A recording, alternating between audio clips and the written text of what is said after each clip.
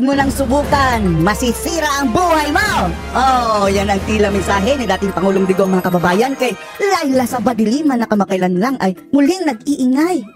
At medyo pinitik si dating Pangulong Digong mga kababayan dahil ito si Laila Saba de Lima tatakbong congressman. Party list. Hindi kasi manalo-lalo senador mga kababayan si Saba de Lima Kaya tatakbo sa party list mga kababayan at gusto maging congressman. At ang balak daw mga kababayan is eto raw si Saba ang gagamitin daw mga kababayan bilang Saba Queen dyan sa Quad Committee ng Congress. Kaya wala silang balak tapusin yan mga kababayan Yung investigasyon laban sa mga Duterte Pogo kahit pa ilang taon mga kababayan. Wala silang balak tapusin at etong si Saba ang kanilang ilalagay na reyna dyan. Kaya sabi ni dating Pangulong Digong, sige, subukan mo Saba ha. Napitikin ako ni isang beses lang Ilalabas ko talaga. Ilalabas ko ang iyong video. Yung patalbog-talbog doon na parang baboy mga kababayan na video. Yung romansa, tsuktsakan nila ni Ronnie Dayan. Mapipilitan na si Pangulong Digong na ilabas ang video ito sa publiko.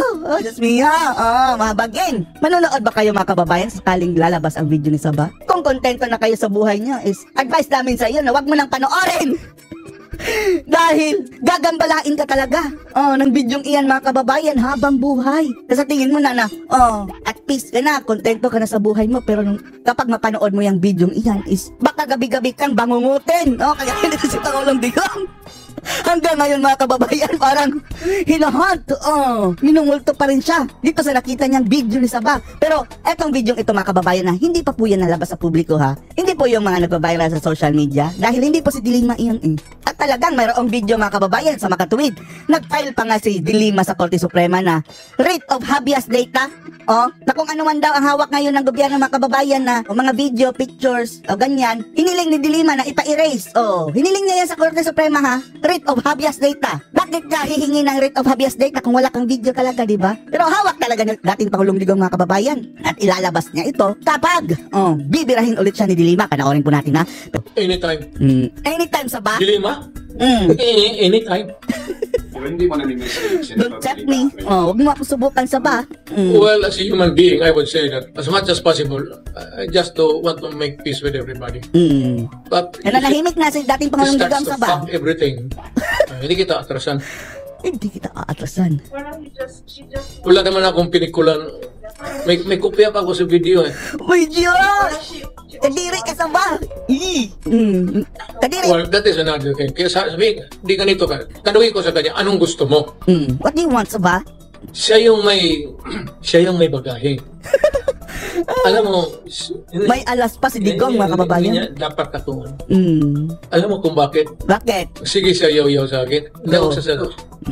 Yung yaw-yaw mga kababayan, sige siya putak. Ganyan. Bitawan ko lang yung video ulit. Magpakopya ako. Ibigay niyo dyan sa... I-share yung link dito, PRRD. Sa Amerika. Dahil sa mga lahat ng gustong bangunguting gabi-gabi, ipapanood natin. Pabili ko doon sa retail na mga X-rated. Yung mag-rent. Hindi magtinood. Sabi ni Pangulong Dugit, ano sabi niyo hindi totoo? Totoo!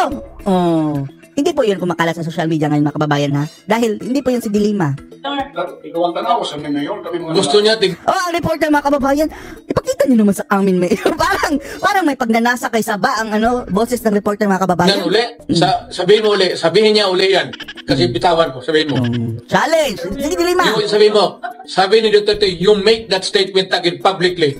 And I will prove publicly na ikaw yung sa picture. Video!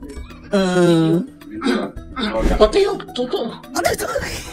Pati yung ganyan na kababayan. Ay, nako. Ay, wag nyo nang imagining ha. Yung mga sinasabi ni dating Pangulong Digong ha, tungkol dito sa pagromansa-romansa ni de Lima. Wag nyo i-picture out sa inyong isip dahil kawawa kayo.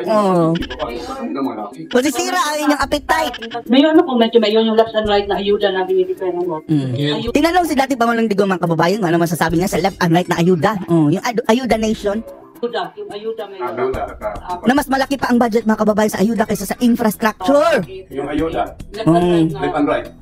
Ayuda. Ubos ang pera ng gobyerno niya. Ubos ang pera ng gobyerno. Yun na walang project ang gobyerno. Totoo. Putang ina ginawa ng ayuda. Tatak Marcos No Jr. bridge. No new bridge. Walang bagong O bridge. walang Mayroong bridge na pinagawa ni dating Pangulong Digong. Ang ginawa ni Bangag, mga kababayan, nilagyan lang ng pangalan. Yung Pangil Bay Bridge. repair. Nilagyan ng Marcos da Junior. Wala lahat. Walang infrastructure. Kawawang Pilipinas. I am not passing judgment sa presidente. If that is what he wants to be remembered, na He will step down as the worst president ever. Bro, mga ayuda. kababayan. Si BBM. President ayuda. President Ayuda. Bagay na bagay, mga kababayan. At ang kanyang pinsan, si Tambayuda. I don't know what's my, ano ang tawag niya sa akin. Ako siguro, presidency putang ina. Jutang Gina. Pero nag-comment mo tabi ni Bibitara na yung national budget daw ang naghawak ni Caldico. Take mo. Romualdez at si Zaldico. Totoo naman talaga eh. Sila yung nabot mo. Kasi, ay, totoo naman talaga eh. Correct. That's the reality of Itong ang makakorek kalakaran, lang yan kababayan, talaga. ng If you want to Pilipinas. correct. Kaya hindi tayo umuunlad. corrective, ang military. Military. But itong military kasi, medyo may ewan ko, I do not want to say the word. You know, if you're in Baka yung ilang mga leader dyan sa military is ano na rin. Sama-sama tayong babangag muli na rin. Ayaw lang natin. military, Sana hindi. just like in the other countries. Hindi ka pwede magkudeta ako, ibigay mo kinabukasan, ibigay mo rin sa mga putang ina na. Kaya kaga nagkudeta kasi hindi mo nagustuhan, tapos iiwas sa uli mo. Kung magkudeta kayo uli, Pero kung magkudita talaga, mga kababayan, magulo yan eh. Magulo. bigyan mo ng, ako ay call it, bigyan mo ng Bitayin lahat ng mga kurap, mga kababayan. Kapag magkudita, dapat. panahon na Unahin maghilom yan yung sa, sa Congress. reforms. Abolish Congress. Natin, nila. Hindi ba kaya magkudeta kinabukasan, ibigay mo kagad balik. You're wasting your time. Wasting your time.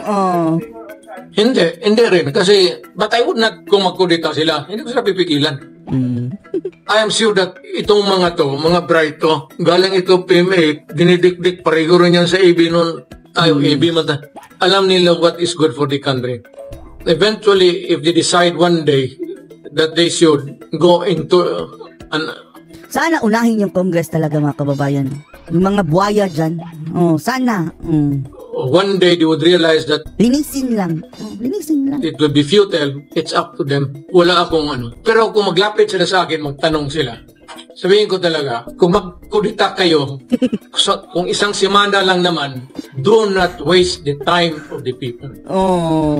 Dahil, cycle lang din yan, mga kababayan. Paulit-ulit na lang yan. Ginawa na yan yung dati. Kay Curicom.com. Cycle Pahinugin lang. mo muna, then call for an election. Okay, talagang demokrasya man tayo. But you have to get rid of corruption, dyan sa lahat na alam nila kung saan hanapin yan. Pero delikado na rin yun, no? Sinong leader ng military? Huwag niyo sabihin si Browner. Hawak yan ni BBM sa liig eh. Tapos, kung sino man yung mag-lead ng kudita, siya ang magiging parang de facto president. Mahirap din, mga kababayan. Although, gusto natin na para talagang malinis. Kung ang talagang purpose, mga kababayan, tugisin yung mga corrupt is hindi natin sila masisisi. And I'm referring to For the the sake of the country. idealist. Ha? Ay, Yung yes. mga bata, yung matatanda, wala na, beyond repair na yan. Beyond repair. Anong masasabi niyo dito, mga kababayan, sa mga bagong pasabog ni dating Pangulong Digong na unang topic, saba.